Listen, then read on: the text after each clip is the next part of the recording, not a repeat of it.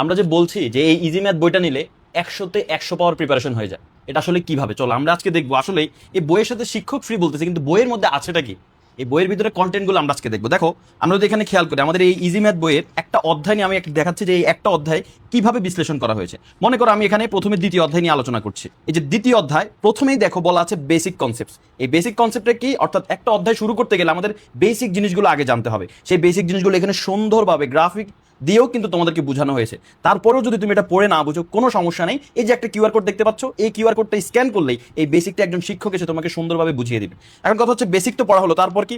তারপর পাঠ্য বইয়ে যে কাজের সমাধানগুলো আছে সেগুলো কিন্তু এখানে সুন্দরভাবে দেওয়া আছে। দেখো পৃষ্ঠা নাম্বার সহ পাঠ্য বইয়ের যে পৃষ্ঠা নাম্বার 23 পৃষ্ঠার যে কাজটা আছে সেই কাজটা সমাধান দেওয়া আছে। না বুঝলে কোনো সমস্যা নেই, এই যে কিউআর কোডটা আছে এটা স্ক্যান করলেই শিক্ষক এসে পড়া বুঝিয়ে দিবে। তো কাজের সমাধান গেল, বেসিক গেল।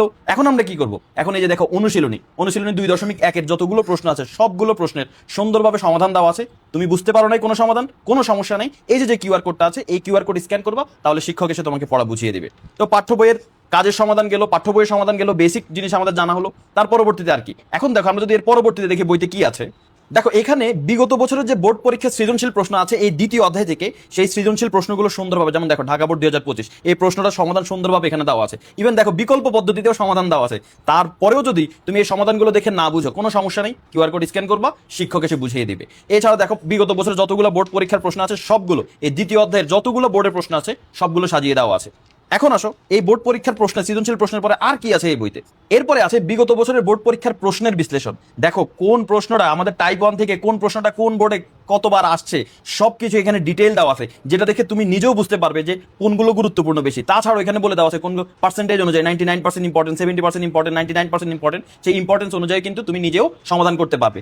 এছাড়াও প্রশ্নগুলো এখানে দেখো টাইপ ভিত্তিক ভাবে বোর্ড পরীক্ষার প্রশ্নগুলো এখানে কিন্তু সাজিয়ে দেওয়া আছে। আচ্ছা, তো এখন বিগত বছরের বোর্ড প্রশ্নের অ্যানালাইসিস গেল। আর কি আছে এই বইতে?